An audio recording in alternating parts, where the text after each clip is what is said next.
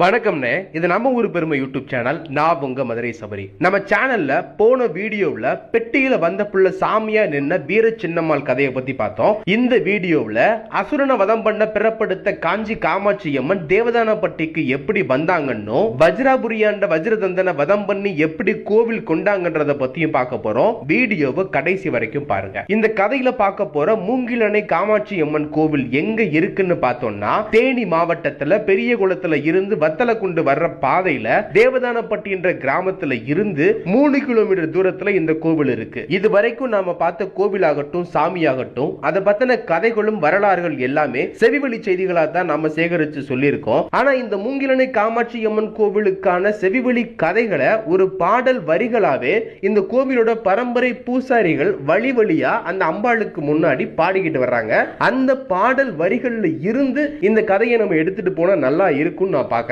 அந்த பாடல் என்னன்னு நம்ம பார்த்துடலாம். அம்மா பிறந்தது காஞ்சிபுரம், அசுரனை வதம் புரிய வந்தது தேவதானம். அசுரனை கொன்று நீ 300 மூங்கிலில் முதல் மூங்கில் உண்படுக்கை, 400 மூங்கிலில் நடுமூங்கில் உண்படுக்கை, உச்சி ஜடைதான் வகுந்து ஜடைக்கு ஒரு லிங்கம் வைத்து தவசு பண்ணும் வேளையிலே அப்பச்சி மன்னாடி அஞ்சனை மை ஓட்டு உமை கண்டுமே கொண்டு போனான். உமை கொன்னனைக்க மாட்டாமே அப்புச்சி மன்னாடி குடும்பத்தை சீர்குலைய செய்தவளே, நீ சீர்குலைய செய்ததனால் உமை பெட்டியில் தானெடுத்து லிங்கமா கேணி பாதாளம் தனில் போட்டானே. உன் பெட்டி மிதக்க தலையாற்று கோம்பையில் தங்கமலை பெய்யுதம்மா, மூளையாற்று கோம்பையிலே முத்துமலை பெய்யுதம்மா, இருட்டாரும் வரட்டாரும் ஏகமாய் வள்ளம் வந்து கேணி நிறையுதம்மா, உன் பெட்டி தானே மிதக்குதங்கே. சுத்துது பெட்டி சுழலுது பெட்டி தவ்வாலம் தான் போட்டு வருகுது கீழ் திசையில் அன்னகாம பெட்டி தருகுது மூங்கில் பண்ணை. அம்மா கருணாக ரூபம் கொண்டு தங்கினால் புற்றுக்கண்ணில் உமக்கு ஈனா கிடேரி இளங்கிடேரி பால் கொடுக்க, காராமணி கிடேரி கண்டுக்குட்டி பால் கொடுக்க, அந்த மாட்டை சரிபார்த்தான் மகாபாவி கம்பளத்தான் வருகுது கீழ் திசையில் அன்னகாமவிற்கு வகையுடனே பால் கொடுக்க, அந்த மாட்டை அடித்தானே மகாபாவி கம்பளத்தான் அவன் கண்ணுமே தெரியாம கபோதியாய் வைத்தவளே. அவர் மூவரும் தான் வணங்க கண் வெளிச்சம் தான் கொடுத்து வீடு கட்டி வையும் என்றுரைக்க,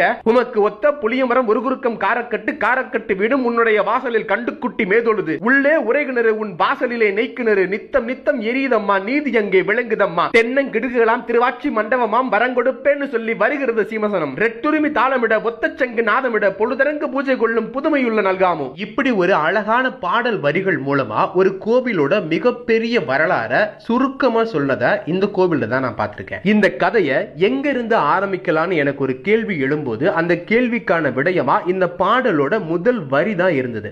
இந்த பாடலோட முதல் வரி அம்மா பிறந்தது காஞ்சிபுரம், அதோட அடிப்படையில் இருந்து காஞ்சி காமாட்சி அம்மன் பிறப்புக்கான காரணத்தையும் அவ அவதரிச்ச கதையில இருந்து இந்த கதையை நம்ம ஆரம்பிக்கலாம். பல ஆயிரம் காலத்துக்கு முன்னாடி தேவர்களும் அசுரர்களும் மனிதர்களோட சேர்ந்து பூலோகத்துல ஆதிக்கம் செலுத்தின காலம்னே அதை சொல்லலாம். அந்த காலகட்டத்தில் பந்தகாசுரன் ஒரு அரக்கன் பராக்கிரமசாலியாகவும் அதீத பலசாலியாகவும் இருக்கான். அவ்வளவு பலமும் சக்தியும் இருந்தாலும் மரணத்தை வெல்றதுக்காகவும் மரணமே இல்லாம வாழ்றதுக்காக ஆசைப்பட்டு பிரம்மனை நோக்கி தவம் இருக்கான். அவனோட கடும் தவத்தை பார்த்து மனமிறங்கி வந்த பிரம்மதேவர் பந்தகாசுரனுக்கு என்ன வரம் வேணும்னு கேட்கிறாரு. பந்தகாசுரனும் தான் திட்டப்படி தான் மனசுல உள்ள ஆசைய வரமா மரணமில்லா வாழ்க்கையை கேட்கிறான். அதுக்கு பிரம்மதேவரும் மரணமில்லா மரணத்தை வென்ற விதி என்று எதுவுமே கிடையாது, அதனால உனக்கு வேற வரம் வேணும்னா கேளுன்னு பிரம்மதேவர் சொல்லிடுறாரு. பந்தகாசுரனும் மரணமே இல்லாத வரம் கிடைக்கலன்ற ஏமாற்றத்துல அடுத்த வரம் என்ன கேட்கலான்னு யோசிச்சு கேட்கிறான். அந்த வரம் என்னன்னா, தன்னோட மரணத்தை ஜெயிக்க முடியல அப்படின்னாலும் தன்னோட மரணத்தை தானே தீர்மானிக்கணும் அப்படின்னு முடிவு பண்றான். அதுபடி பெண்ணோட கர்ப்பப்பையில ஜனிக்காத 9 வயது சிறுமியால தான் தன்னோட மரணம் நடக்கணும்னு வரமா கேட்கிறான். அவனோட விருப்பப்படியே அவன் கேட்ட வரத்தை பிரம்மதேவரும் கொடுத்துறாரு. இன்னைக்கு நிலைமைக்கு சின்னதா ஒரு பதவி கிடைச்சாலே மனுஷன் தலைகீழா ஆடுவான். பந்தகாசுரனோ அரக்கன், அதுவும் 9 வயசு சின்ன பொண்ணு கையால தான் தன்னோட மரணம் வரணும்னு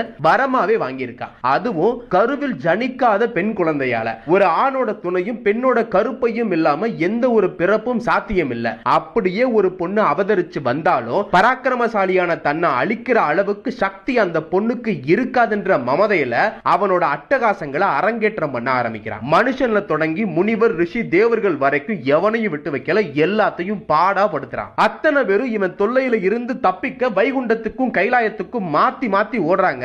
சிவனும் விஷ்ணுவும் பிரம்மன் கிட்ட வரம் வாங்கின அசுரனை வதம் பண்ண எங்களால முடியாதுன்னு சொல்லி தேவர்களை கைவிட்டுறாங்க. அப்ப இதுக்கு என்னதான் வழி, அவனோட அட்டகாசத்தை யாரு அடக்கி ஒழிக்கிறதுன்னு தேவர்கள் கேட்கும்போது சிவபெருமான் ஒரு வழியை தேவர்களுக்கு காட்டுறாரு. பிரம்மன் கிட்ட பந்தகாசுரன் வாங்கின வரம் என்ன? 9 வயது வயது சிறுமி கையால தான் தன்னோட மரணம் நடக்கணும்னு அவன் வரம் வாங்கியிருக்கான். அப்படி வரம் ஒண்ணு இருக்கும்போது என்னாலையும் விஷ்ணுவாலையும் என்ன பண்ண முடியும்? அவனோட வரப்படி அவனை வதம் பண்ற சக்தி ஆதிசக்தியான பார்வதி கிட்ட தான் இருக்கு. அதனால நீங்க என்ன பண்றீங்கன்னா பார்வதி கிட்ட போய் முறையிடுங்க. அவ உங்களுக்கு உண்டான கஷ்டத்தை போக்கி பந்தகாசுரனை வதம் பண்ணி உங்களை காப்பாத்துவான்னு சொல்லி அனுப்பி வைக்கிறாரு. கைலாயத்துக்கு வந்த தேவர்கள் கிட்ட சிவபெருமான் பார்வதியை போய் பாருங்கன்னு சொல்லி அனுப்பும் போது அப்ப பார்வதி தேவி கைலாயத்துல இல்லைன்ற விஷயத்தை தேவர்கள் புரிஞ்சுக்கிறாங்க. பார்வதி தேவி கைலாயத்துல இல்லைன்னா அப்ப அவங்க எங்க இருப்பாங்க, என்ன பண்ணிக்கிட்டு இருக்காங்க, எப்படி அவங்களை கண்டுபிடிக்கிறது, இந்த பிரச்சனையை பத்தி எப்படி சொல்றதுன்னு தேவர்கள் தவிக்கிறாங்க. இப்ப தேவர்களோட தவிப்ப போக்க திரிலோக சஞ்சாரி, அதாவது தேவலோகம், பூலோகம், பாதாள உலகம்னு 3 உலகத்துக்கும் பயணம் பண்ணக்கூடிய நாரதரால தான் தேவர்களுக்கு உதவி பண்ண முடியும். பார்வதி தேவி எங்க இருக்காங்கன்னு கண்டுபிடிக்க முடியும். கைலாயத்துல சிவபெருமானுக்கு பக்கத்துல இருக்க வேண்டிய பார்வதி அப்படி எங்க போயிருக்காங்கன்னா பூலோகத்துல காமகோட்டம்னு சொல்லப்படுற காஞ்சிபுரத்துல உள்ள வனத்துல செண்பக மரத்துக்கு கீழே பார்வதி சிவலிங்கம் ஒன்ன பிரதிஷ்டை பண்ணி சிவ வழிபாடு பண்ணிக்கிட்டு இருக்காங்க. அதுவும் பச்சை கிளி ரூபத்துல. இத தேடி தெரிஞ்சுக்கிட்ட நாரதர் தேவர்களையும் ரிஷிகளையும் கூட்டிக்கிட்டு காமகோட்டமான காஞ்சிபுரத்துக்கு பார்வதி தேவியை பார்க்கிறதுக்கு வராரு. பச்சை கிளி ரூபத்தில் இருக்கிற பார்வதியை பார்த்த தேவர்கள் பந்தகாசுரன் பண்ற இன்னல்களையும் அவன் பிரம்மன் கிட்ட வாங்கின வரத்தை பத்தியும் எடுத்து சொல்றாங்க. அதை கேட்டுட்டு பார்வதி தேவி அவங்க கஷ்டத்தை புரிஞ்சுக்கிட்டு தேவர்களோட துயரத்தை துடைக்கிறதுக்காக அசுரனை வதம் பண்ண தயாராகிறாங்க. தன்னை அழிக்கிறதுக்கு குழந்தை வடிவம் எடுத்து பார்வதி தேவி வர்றதை தெரிஞ்சுக்கிட்ட பந்தகாசுரன் ஒளிய தெரியாதவன் தலையாடி வீட்டுக்குள்ள ஒளிஞ்சது மாதிரி கைலாயத்துல உள்ள ஒரு இருண்ட குகைக்குள்ள போய் ஒளிஞ்சுக்கிறான். பார்வதி தேவி அவனை 3 உலகத்திலையும் தேடி அலைஞ்சு கைலாயத்துல ஒளிஞ்சிருக்கான்றதை தெரிஞ்சு அவன் கைலாயத்தை அந்த இருண்ட குகைக்குள்ள வச்சே அவனை வதம் பண்ண போறான். கைலாயத்தை அந்த இருண்ட குகைக்குள்ள பார்வதிக்கும் பந்தகாசுரனுக்கும் ஒரு பெரிய யுத்தமே நடக்குது. அந்த யுத்தத்துல பல அஸ்திரங்களும் பல மாயை ஆயுதங்களும் பிரயோகப்படுத்தப்படுது. வலிமையான அஸ்திரங்கள் 2 மோதும் போது உலகத்துல பிரளயமே நடக்குது. யுத்தத்தோட கடைசி நிமிடங்கள்ல பந்தகாசுரனை வதம் பண்றதுக்காக பார்வதி தேவி பைரவ ரூபினியா உருவம் எடுத்து 18 கரங்களோட கர முழுக்க ஆயுதங்களோட பந்தகாசுரனை தன்னோட காலுக்கு கீழே போட்டு மிதிச்சு அவனோட தலையை அறுத்து அந்த தலையோட பார்வதி காமகோட்டத்துக்கு வந்து சேர்றான். காமகோட்டத்துல தஞ்சம் புகுந்திருந்த தேவர்கள் எல்லாமே அவளோட உக்கிர ரூபத்தையும் அவளோட கோபத்தோட வெப்பத்தையும் தாங்க முடியாம பார்வதி தேவி கால்ல விழுந்து அவளை சாந்தப்படுத்துறதுக்காக முயற்சி பண்றாங்க. பார்வதி தேவியும் அவளோட கோபத்தை குறைச்சு உருவத்தை மறைச்சு சின்ன குழந்தைய சிரிச்ச முகத்தோட காட்சி கொடுக்கிறான். தான் அறுத்தெடுத்துட்டு வந்த தலைய காமகோட்டத்துல ஒரு இடத்தை காட்டி அதுல தோண்டி புதைச்சு அதுக்கு மேல ஒரு வெற்றி மண்டபம் கட்ட சொல்றான். பார்வதி தேவி சொன்ன இடத்துல பந்தகாசுரன் தலையை புதைக்கிறதுக்காக தோண்டும் போது புதையல் தோண்ட பூதம் கிளம்பின கதையா காமகோட்டத்து மண்ணுக்குள்ள புதைஞ்சு மறைஞ்சு கிடந்த மல்லகன்ற அசுரன் வெளிப்படுறான். அங்க கூடியிருந்த தேவர்கள் எல்லாம் அவனை பார்த்து பயந்து பதறி ஓலமிட்டு ஓடுறாங்க. தேவர்களோட இந்த அலறல் சத்தத்தை வைகுண்டத்துல இருந்து கேட்ட விஷ்ணு பகவான் இறங்கி வந்து மல்லகன் கூட போர் புரிய தயாராகிறாரு. மல்லகனுக்கு ஒரு அதீத சக்தி இருக்கிறது தெரியாமலே திருமால் தன்னோட சக்கராயுதத்தை பிரயோகப்படுத்தி அவனை ஒரே அடியா வீழ்த்திடலாம் நினைச்சு சக்கராயுதத்தை மல்லகன் மேல வீசுறாரு. அது மல்லகனை பல துண்டுகளா வெட்டி வீசுது. அப்படி மல்லகன் உடம்பு செதஞ்சு அதுல இருந்து தெரிச்ச ரத்த துளிகள் எல்லாம் மண்ணுல விழுகுது. அப்படி மண்ணுல விழுந்த ஒவ்வொரு ரத்த துளியில இருந்தும் ஒவ்வொரு மல்லகன் பிறப்பெடுக்கிறான். அப்படி பிறப்பெடுக்கிற மல்லகன் எண்ணிக்கை 1000க்கு மேல நிக்குது.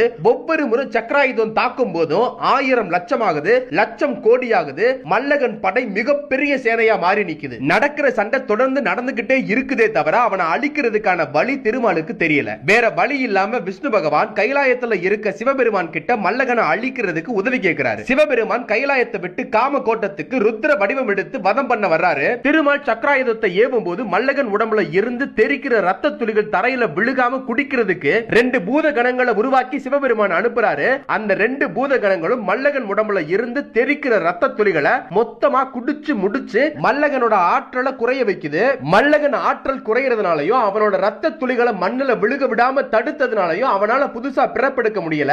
அந்த சமயத்துல திருமாலோட சக்கராயுதம் மல்லகனை வீழ்த்தி முடிக்குது. மல்லகனை வதம் பண்ணி முடிச்சதுக்கு அப்புறம் பார்வதி தேவி தேவர்களுக்கு இட்ட கட்டளப்படி பந்தகாசுரன் தலைய அந்த இடத்துல புதைக்கிறாங்க. இப்போ காமகோட்டமான காஞ்சிபுரத்துல அடைக்கலமா வந்த தேவர்களோட திருமாலும் சிவபெருமானும் இருக்காரு. அங்க சின்ன குழந்தையா இருக்க பார்வதியை அடையாளம் கண்டுபிடிக்க முடியாததுனால அந்த குழந்தை யாருன்னு சிவபெருமானும் திருமாலும் கேட்கிறாங்க. இப்போ வானத்துல இருந்து ஒரு அசரீரி சத்தம் ஒண்ணு கேட்க ஆரம்பிக்குது. பந்தகாசுரன் தலைய புதைச்ச இடத்துல காயத்ரி மந்திரத்தின் 24 அச்சரங்களின் எண்ணிக்கைக்கு தூண்களை நிறுத்தி 4 4 வேதங்களின் எண்ணிக்கைக்கு சுற்றுச்சுவர் மறைச்சு ஒரு மணிமண்டபம் எழுப்புங்க. அங்க சுமங்கலி பெண்ணும் கன்றோட கூடிய பசுவும் கண்ணாடி தீபமும் இருக்கட்டும். அப்போ நான் யாருன்னு காட்சி கொடுக்கிறேன்னு அந்த அசரீரி சத்தம் சொல்லுது. அந்த அசரீரி சொன்னபடியே 24 தூண் நிறுத்தி 4 சுற்றுச்சுவர் அமைச்சு மண்டபம் எழுப்பி சுமங்கலி பெண்ணும் கன்றோட கூடிய பசுவும் கண்ணாடி தீபமும் வச்சு பார்க்கும்போது அந்த மண்டபத்தோட மைய பகுதியில் வைக்கப்பட்ட சிலைக்கு பதிலா தென்கிழக்கு முகம் பார்த்து 4 கரத்தோட கரம் 4லும் பாசம் அங்குசம் மலர் அம்பு கரும்பு வில்லுன்னு ஆயுதங்களை ஏந்தி பத்மாசன வடிவத்தில் அமர்ந்து பார்வதி தேவி காமாட்சி அம்மனா காட்சி கொடுக்கிறார். அவ அமர்ந்திருக்கும் அழகையும் கருணையும் பார்த்து மும்மூர்த்திகளும் தேவர்களும் சேர்ந்து காமாட்சி அம்மனை உலக நன்மைக்காக இங்கேயே இருந்து ஆட்சி பண்ண சொல்லி கேட்கிறாங்க. அதுபடியே பார்வதி தேவியும் காமகோட்டமான காஞ்சிபுரத்துல காயத்ரி மண்டபத்தோட நடுவுல காமாட்சி அம்மனா அமர்ந்து அருள் கொடுத்து ஆட்சி பண்ண சம்மதிக்கிறாங்க. பந்தகாசுரனை வதம் பண்ண அவதாரம் எடுத்த காமாட்சி அம்மன் அவ இருக்கிற காஞ்சிபுரத்து காமகோட்டத்து காயத்ரி மண்டபத்தை விட்டு தேவதானப்பட்டிக்கு எதுக்காக வந்தான்னு பார்க்க போறோம். இன்னைக்கு தேவதானப்பட்டின்னு சொல்லப்படுற இந்த ஊரு அந்த காலத்துல வங்கிசபுரின்ற பேர்ல இருந்திருக்கு.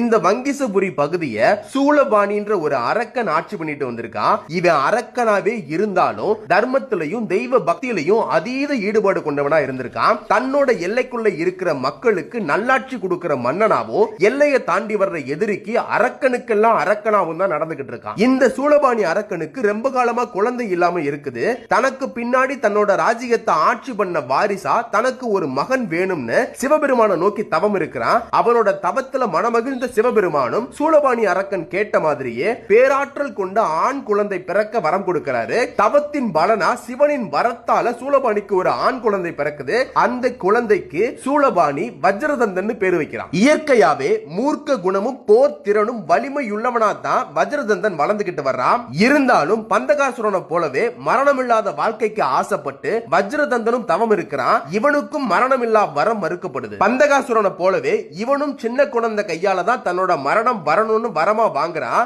ஆனா ஆயுதம் எதுவும் இல்லாம அந்த குழந்தை தன்னோட உறுப்புல ஒன்ன ஆயுதமா பயன்படுத்தி தான் தன்னை மரணிக்க செய்யணும்னு கேட்கிறான். அப்படி ஒரு வரம் வாங்கினதுனால வஜ்ரதந்தனுக்கு ஆயுதங்களாலோ அஸ்திரங்களாலோ அவனுக்கு மரணம் ஏற்பட போறது இல்ல. இப்போ சூளபாணி அரக்கன் இறந்து போயிடுறான். அவன் இறந்து போனதுக்கு பின்னாடி வஜ்ரதந்தன் அரியணை ஏறான். வங்கிசாபுரி வஜ்ராபுரியா மாறுது. இதுவரைக்கும் சூளங்கபாணி கொடுத்துக்கிட்டு இருந்த ஆட்சிக்கு நேர் எதிரா வஜ்ரதந்தனோட ஆட்சி நீதியை மறந்து கொடுங்கோலா மாறுது. அவனோட ஆட்சிக்கு கீழே இருக்க மக்கள் தினம் தினம் வதைக்கப்பட்டு கொடூரமா கஷ்டப்படுத்தப்படுறாங்க. இந்த வஜ்ராபுரி மேற்கு தொடர்ச்சி மலையை ஒட்டி இருக்கிற நகரம்ன்றதுனால அந்த மலைகள்ல தவம் செய்யறதுக்காக ஆசிரமம் அமைச்சு வாழ்ந்துகிட்டு இருக்க சாதுக்களையும் முனிவர்களையும் கூட அவனோட மக்களை போலவே கொடுமைப்படுத்த தவறவே இல்லை. முனிவர்களும் சாதுக்களும் அவனோட கொடுமையை தாங்க முடியாம சத்தியலோகத்துக்கே போய் பிரம்மன் கிட்ட முறையிடுறாங்க. பிரம்மனும் வஜ்ரதந்தனை அழிக்கிறதுக்காக தன்னால உருவாக்கப்பட்ட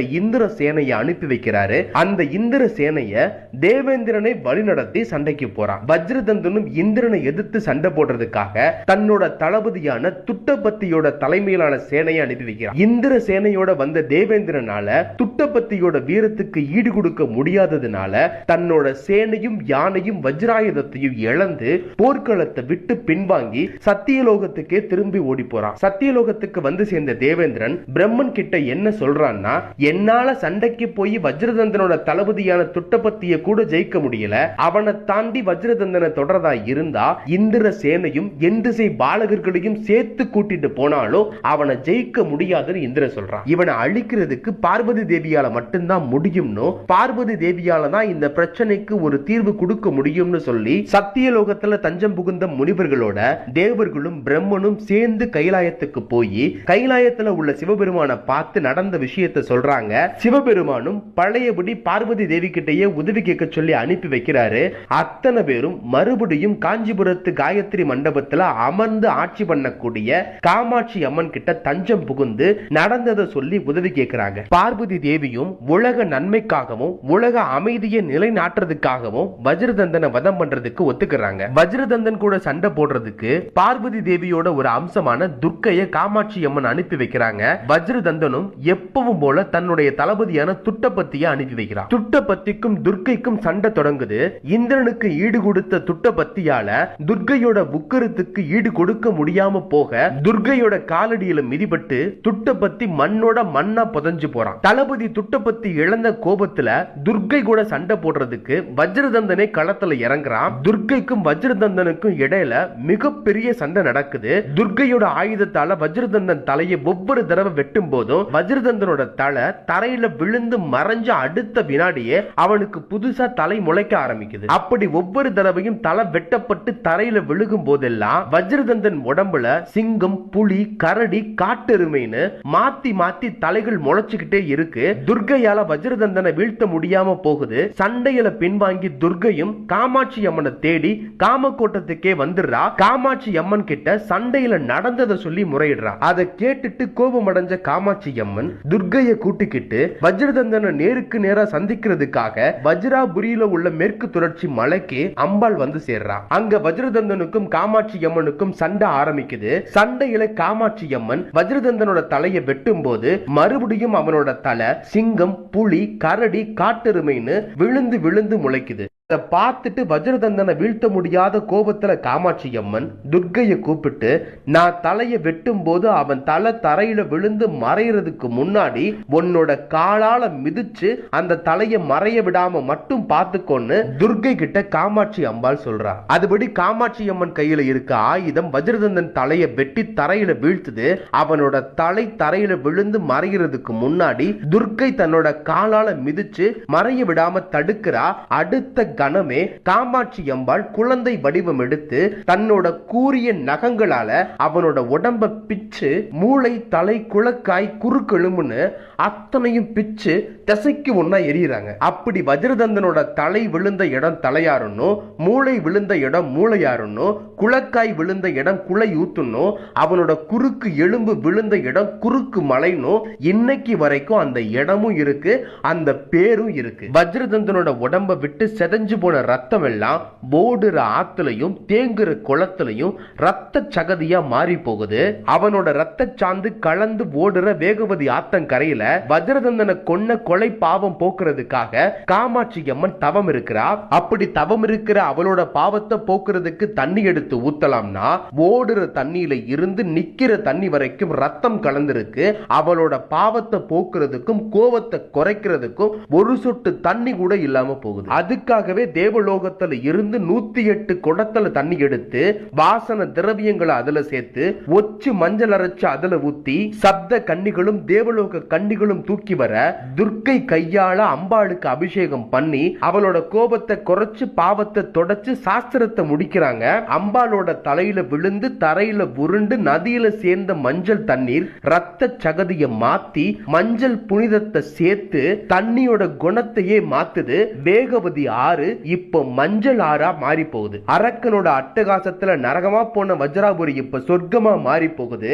தலையாத்து கோம்பையில தவ கோலத்தோட காமாட்சியா அமர்ந்து போறா. தேவர்கள் காலத்துல தொடங்கின அம்பாளோட தவம் ரிஷி காலம், முனிவர் காலம், மன்னர் காலம், ஜமீன் காலம் வரைக்கும் நீண்டுகிட்டே இருக்கு. தவம் கழிச்சு மக்களுக்கு அருள் கொடுக்க கோவில் வாங்கணும்னு காமாட்சி அம்மன் முடிவு பண்றா. அதுக்கு தாண்டிக்குடி அப்புச்சி மண்ணாடிய ஒரு கருவியா பயன்படுத்துறா. இந்த அப்புச்சி மண்ணாடி யாருன்னு பார்த்தோம்னா கொடைக்கானல் போற வழியில தாண்டிக்குடின்னு ஒரு மலை கிராமம் ஒண்ணு இருக்குது.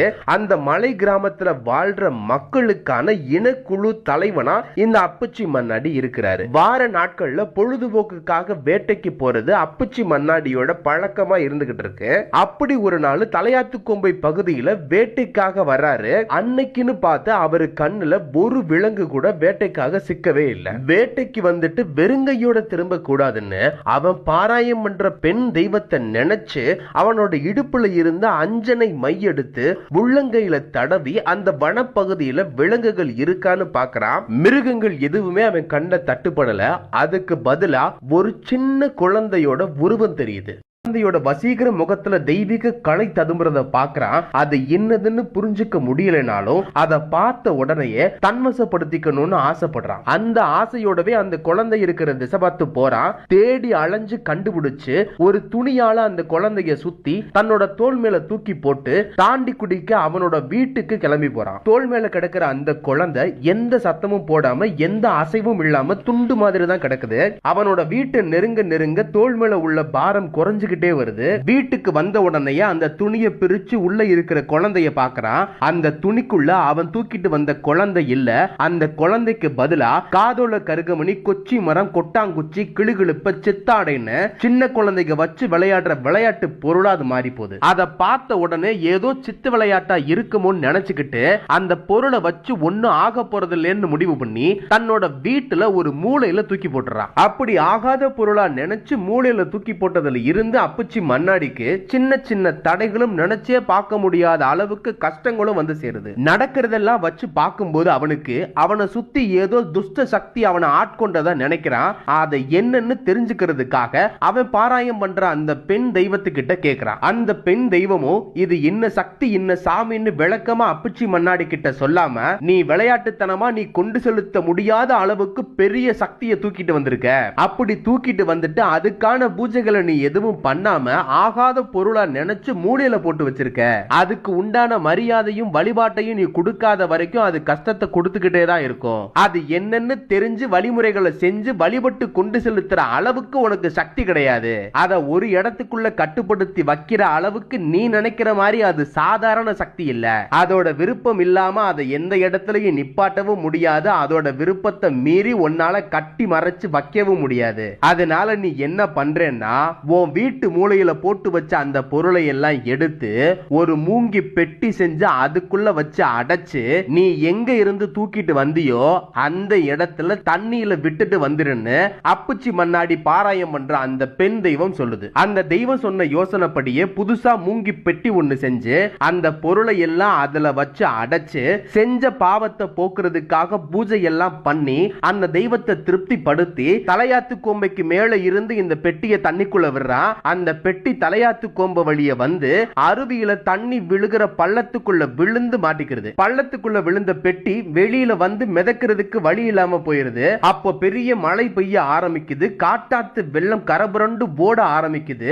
அடிச்சு வந்து அருவியில விழுந்த தண்ணி பள்ளத்துல மாட்டி கிடக்கிற பெட்டியையும் சேர்த்து தூக்கி ஓடி வருது. வந்த பெட்டி வனப்பகுதியை ஒட்டி மூங்கில் புதைக்குள்ள போய் மாட்டுது. அப்படி மூங்கில் அணவள நின்ன காமாட்சி அம்மன் பெட்டியில இருந்து அம்பாள் கருணாக ரூபமா உருவெடுத்து வனப்பகுதியில உள்ள ஒரு புற்றுக்குள்ள போய் குடி புகுந்துகிறார். இந்த வனப்பகுதி அன்னைக்கு வஜ்ரதந்தன் ஆட்சி பண்ண வஜ்ராபுரியா இருந்தாலும் மன்னர் காலத்துல இந்த பகுதியை பாண்டிய மன்னன் ஆட்சிக்கு கீழே இருந்திருக்கு. பாண்டியர்களை பொறுத்த வரைக்கும் கடவுள்களுக்கான சேவையும் திருப்பணியும் ஏகப்பட்டது செஞ்சிருக்காங்க.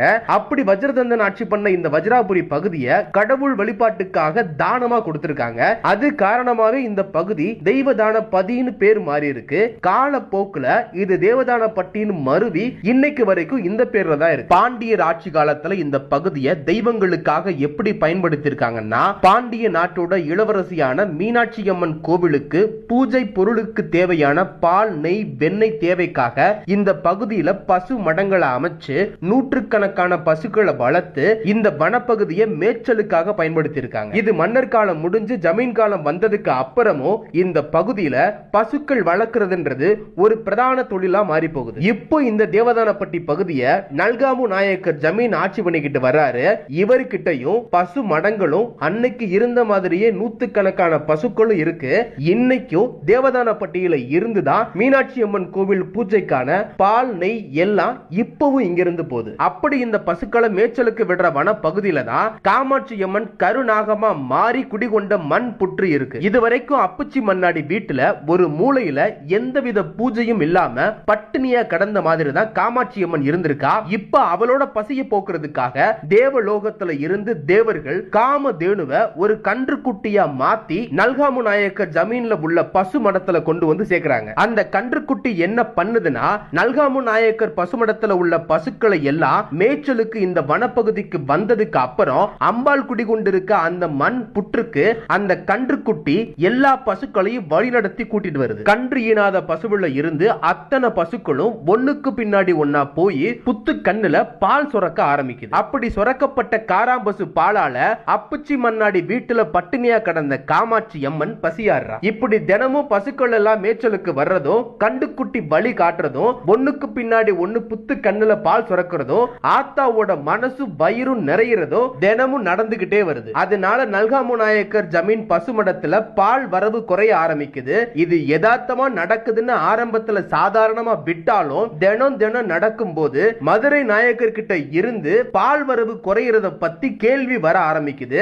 அதுக்கு அப்புறம் தான் இதை சரி பண்றதுக்காக ஆட்களை ஏற்பாடு பண்ணி கண்காணிக்க சொல்லி தேவதானப்பட்டி ஜமீன் காவல் பொறுப்புல இருக்கிற மோலகாத்தான் சின்னகாமு தேவர்கிட்ட நல்காமு நாயக்கர் பொறுப்பு ஒப்படைக்கிறாரு. நல்காமு நாயக்கர் கட்டளைப்படி மோலகாத்தான் சின்னகாமு தேவர் என்ன பண்றாருன்னா, மேய்ச்சலுக்கு போற பசுக்களை கண்காணிக்கிறதுக்காக ஏகப்பட்ட ஆட்களை வேலைக்கு பணியமர்த்துறாரு. மேய்ச்சலுக்கு போற பசுக்கள் எல்லாம் முன்ன போக, கண்காணிக்க போட்ட ஆட்கள் எல்லாம் பின்ன போக, எப்பவும் போல நடக்கிற நிகழ்வு மாறாம அப்படியே நடக்குது. அந்த கன்றுக்குட்டி வழிநடத்த எப்பவும் போல அந்த பசுக்கள் எல்லாம் பின்னால போகுது. ஒரு குறிப்பிட்ட இடத்துல பசுக்கள் எல்லாம் ஒன்னா கூடுறத பார்த்துட்டு கண்காணிக்க வந்த கம்பளத்தான் கிட்டத்துல போய் என்ன நடக்குதுன்னு பார்க்கறான். அந்த பசுக்களோட கூட்டத்துக்கு நடுவுல புற்று ஒண்ணு இருக்கிறத பார்க்கறான். அந்த புற்று கண்ணுல பசுக்கள் தானா பால் சுரக்கிறத பார்த்து ஆச்சரியப்படுறான். ஆனா அதுக்கான காரணம் என்னன்னு தெரியாத அறியாமையில தனக்கு கொடுக்கப்பட்ட வேலையை சரியா செய்யணும்னு நினைச்சுக்கிட்டு அவன் கையில இருக்க கம்பால பால் சுரந்துகிட்டு இருந்த அந்த காராம் பசுவோட முதுகுல ஒரு அடி வைக்கிறான். அடி விழுந்த உடனேயே அங்க இருந்த பசுவெல்லாம் அந்த இடத்தை விட்டு ஓடி போகுது. பசுக்கள் எல்லாம் ஓடி போனதுக்கு அப்புறம் பசு பால் சுரந்த அந்த புற்று கண்ணுல உற்று பார்க்கறான். அவனோட கண் விழித்திரை தாங்க முடியாத அளவுக்கு ஒரு பெரும் பேரொளி அந்த புற்று கண்ணுல இருந்து வெளிப்படுது. அது அவனோட கண்ணுல பட்டு அவனோட கண் பார்வை பறி போயிருது. வணக்கம்னே. கண் பார்வை இழந்த கம்பளத்தானுக்கு திக்கு தெரியாததால அந்த இடத்தை விட்டு நகலாம அங்கேயே இருக்கான். பொழுது இறங்குற நேரம் வேற வந்துகிட்டு இருக்கு. பசுக்களை பத்திக்கிட்டு ஜமீனுக்கு வேற போகணும். இவனோட சேர்ந்து கண்காணிக்க வந்தவன் எல்லாம் இவனை காணோன்னு தேட ஆரம்பிக்கிறாங்க. கண்ணை இழந்து அந்த இடத்தை விட்டு எப்படி போறதுன்னு தெரியாம புத்துக்கிட்ட இருந்து அவனை கண்டுபிடிச்சு நடந்தது என்னன்னு கேட்டு தெரிஞ்சுக்கிறாங்க. கம்பளத்தான் நடந்ததா சொன்ன அந்த விஷயத்தை அப்படியே போய் ஜமீன் கிட்ட சொல்றாங்க. அதை கேட்டுட்டு நல்காமு நாயக்கருக்கு அதிர்ச்சியாவும் அதிசயமாவும் தோணுது. ஏதோ நம்மள மீறின சக்தி ஒண்ணு அங்க இருக்கிறதாவும் அது நடத்துற வேலையா தான் இது இருக்கும்னு புரிஞ்சுக்கிட்டு அத அதுக்கு மேல ஆராயாம அப்படியே விட்டுறாங்க. பசு மடத்துல தேவலோகத்துல இருந்து காமதேனு கன்றுக்குட்டியா மாறி வந்து இருந்தது மறைஞ்சு போகுது. பசுக்களோட பால் குறைகிறது நின்னு போயிருது.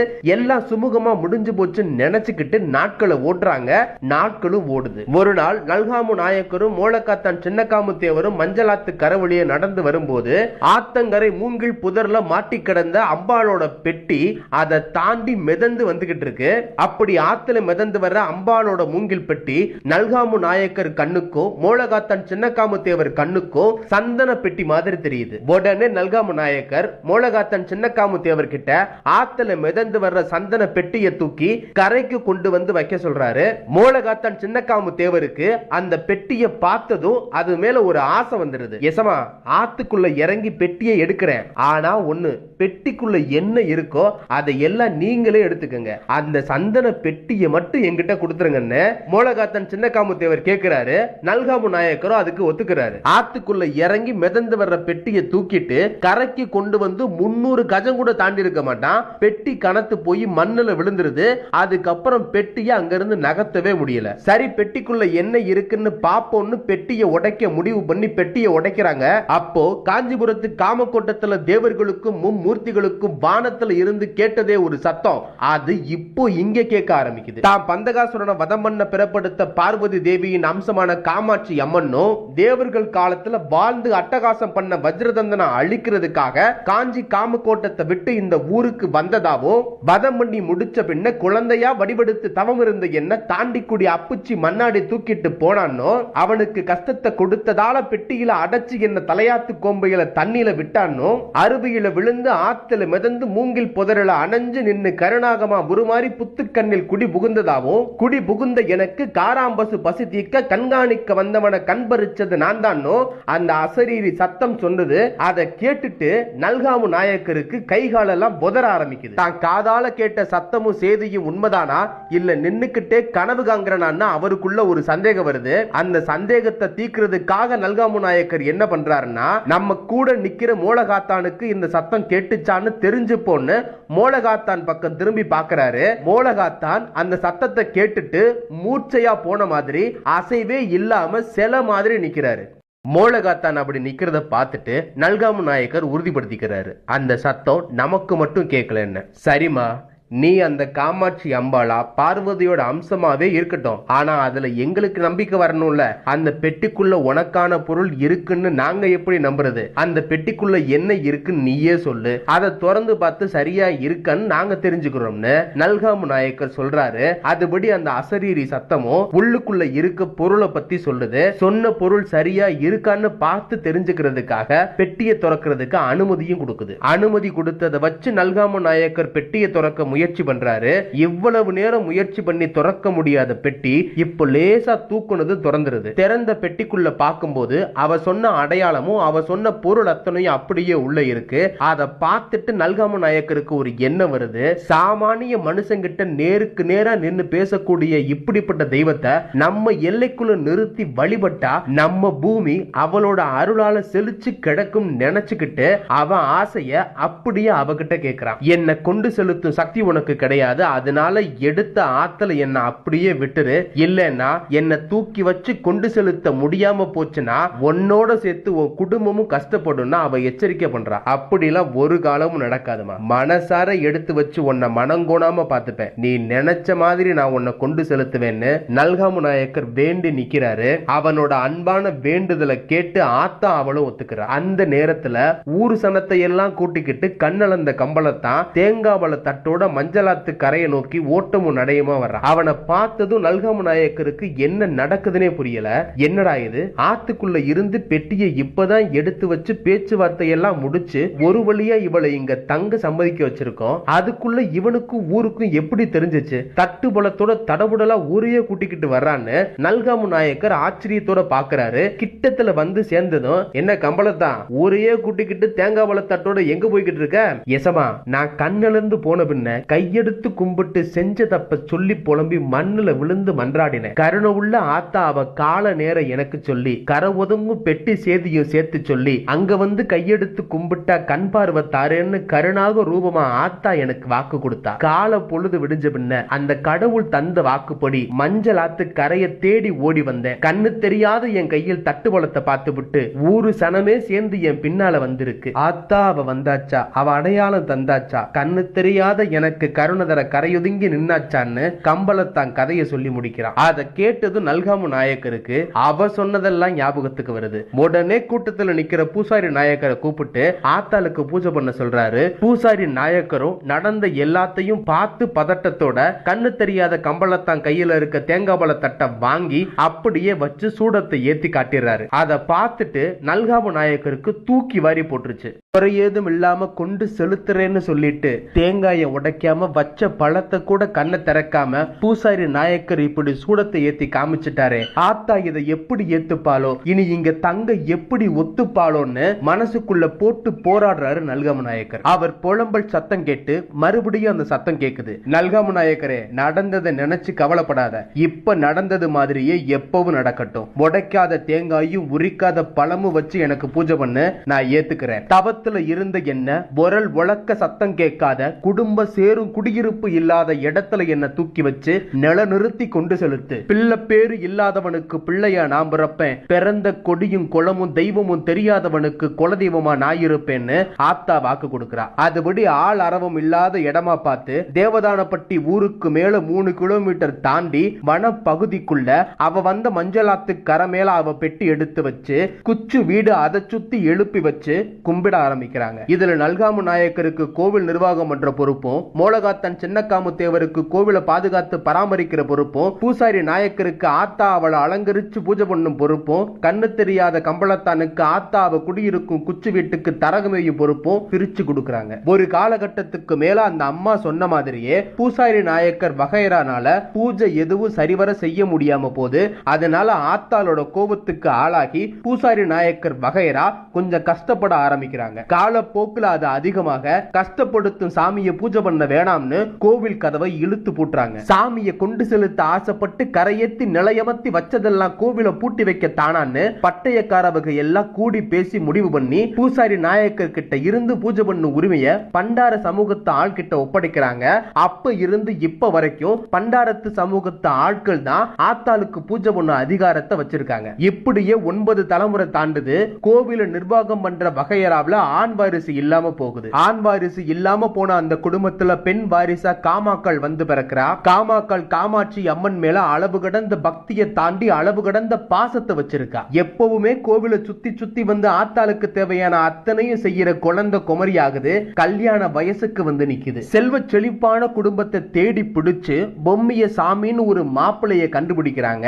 அந்த பொம்மிய சாமிக்கு காமாக்கால கட்டி கொடுக்கறாங்க. பொம்மிய சாமியோட காதலுக்கு பரிசா காமாக்காலுக்கு பொம்மிய லிங்கம்னு ஒரு அழகான ஆண் குழந்தை பிறக்குது. வயித்து புள்ள வந்து சேர்ந்த நேரத்துல கழுத்து கயிறு அருந்து போயிருது.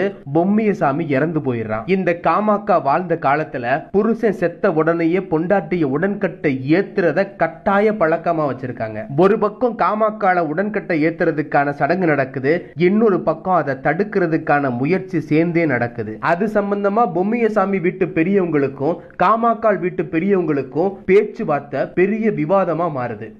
விவாதம் ஒரு முரண்பாடான முடிவை கொண்டு வராம ஒரு நியாயமான முடிவை கொண்டு வருது. காமாக்கால் காமாட்சி அம்மன் மேல அதீத பற்றும் பாசத்தோட இருக்கவன்றதுனால அவ ஆயுள் காலம் முடிகிற வரைக்கும் ஆத்தாளோட கோவில்ல சேவை பண்ணிக்கிட்டு கோவில்ல கொடுக்கறத வச்சு அவ வயித்த கழுவிக்கிட்டோன்னு ஊர் பெரியவங்க எல்லாம் முடிவு பண்றாங்க. அதுபடி காமாக்கால் காமாட்சி அம்மனோட கோவில சுத்தம் பண்ணி அவளுக்கு தேவையான அத்தனை வேலையும் சேவையா செஞ்சுக்கிட்டு வரா. கஷ்டம் எக்கச்சக்கமா இருந்தாலும் ஆத்தாளோட காலடி கிடைச்ச நினைப்புல அத்தனையும் மறந்து வாழ்க்கை ஓட்டுறா. நேரமும் காலமும் அது வேகத்துக்கு ஓடுது. பொம்மிய லிங்கத்துக்கு விவரம் தெரியற வயசு வருது. அவனுக்கு கோவில் பசுமடத்து பசுக்களை மேய்ச்சலுக்கு கொண்டு போற வேலையை கொடுக்கறாங்க.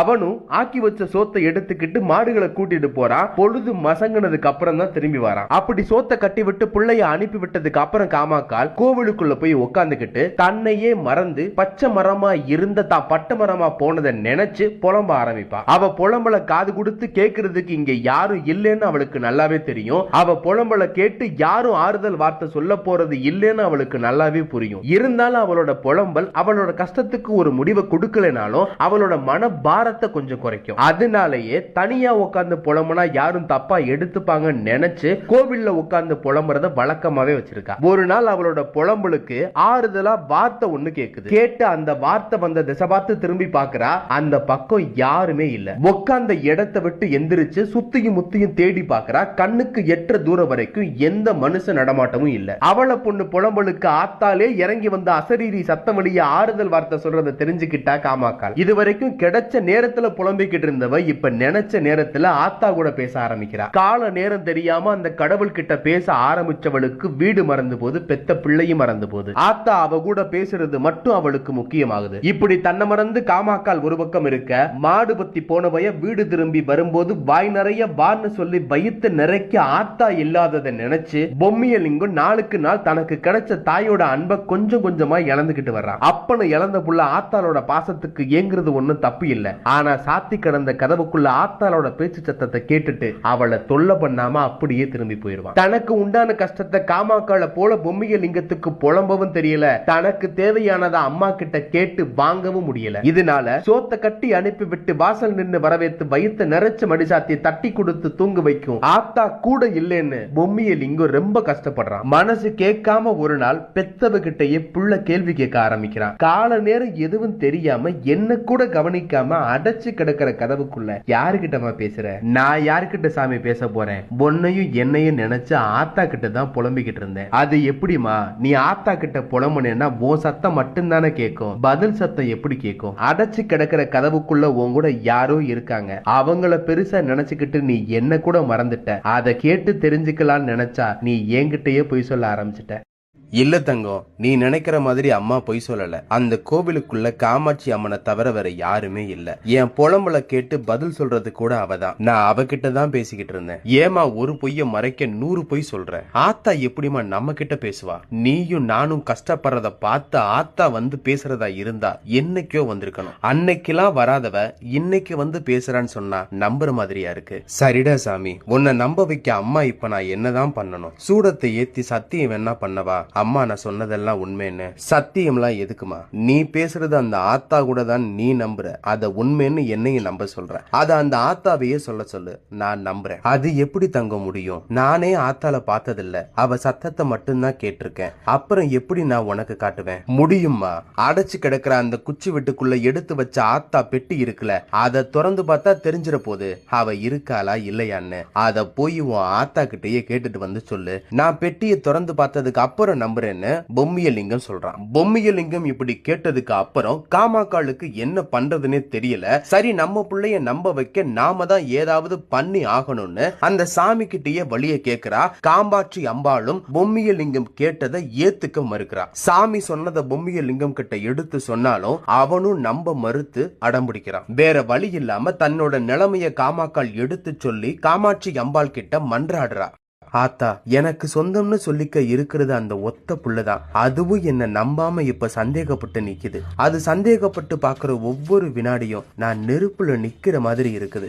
நீதான் மனசிறங்கி ஒரு முடிவு சொல்லணும்னு காமாக்காள் காமாட்சி அம்பாள் கிட்ட கட்டாயப்படுத்தி சம்மதிக்க வைக்கிறா. காமாட்சி அம்பாளும் காமாக்காளோட கட்டாயத்துக்காக சம்மதிக்கிறா. நாளைக்கு காலையில உன் மகனை கோவில் வாசல்ல சந்தன கட்டை எடுத்து அடுக்கி வச்சுட்டு மஞ்சளாத்துல இறங்கி மூழ்கி குளிச்சுட்டு ஈரம் சொட்ட சொட்ட என் குச்சி வீட்டுக்குள்ள வந்து நின்னு பொட்டிய துறக்க சொல்லுன்னு சொல்றா. அத அப்படியே போய் காமாக்காள் தான் புள்ளை கிட்ட ஆத்தா உத்தரவு கொடுத்துட்டான்னு சொல்றா. அதை கேட்டுட்டு பொம்மிய லிங்கமும் காமாட்சி அம்பாள் சொன்னபடி கோவில் வாசல்ல சந்தன கட்டை எல்லாம் அடுக்கி வச்சுட்டு மஞ்சளாத்துல மூழ்கி குளிச்சுட்டு தண்ணி சொட்ட சொட்ட குச்சி வீட்டுக்குள்ள போறான். குச்சி வீட்டுக்குள்ள இருக்க அந்த மூங்கில் பெட்டிய துறக்கிறான். அந்த பெட்டிய ஒரு விரல் இடுக்கு அளவு கூட பொம்மிய லிங்கம் திறந்திருக்க மாட்டான். அந்த அம்பாளோட பேர் ஆற்றலும் அந்த சக்தியும் பொம்மிய லிங்கத்தினால தாங்க முடியாம அவளோட தலை சுக்கு நூறா தெரிச்சு போகுது. அத பார்த்ததும் காமாக்காளும் ஊர் மக்களும் உறைஞ்சு போய் நிக்கிறாங்க. என்னடா இது, புள்ள சாமியை தானே பார்க்க ஆசைப்பட்டான். காமாக்காளும் அம்பாள் கிட்ட உத்தரவு வாங்கி தானே அனுப்பி வச்சா. இப்படி புள்ள தலை தெரிச்சு செத்து போயிட்டானே, என்ன நடந்துச்சு, யார் பண்ண குத்தம்னு தெரியலையே, பச்சை புள்ளையோட வாழ்க்கை முடிஞ்சு போச்சேன்னு ஆளாளுக்கு பேச ஆரம்பிக்கிறாங்க. அந்த சனத்தோட கற்பனை குதிரையை கட்டி போடுறதுக்காக ஆத்தாலே மறுபடியும் அசரீரி சத்தம் வழியே இறங்கி வந்து பேச ஆரம்பிக்கிறாங்க.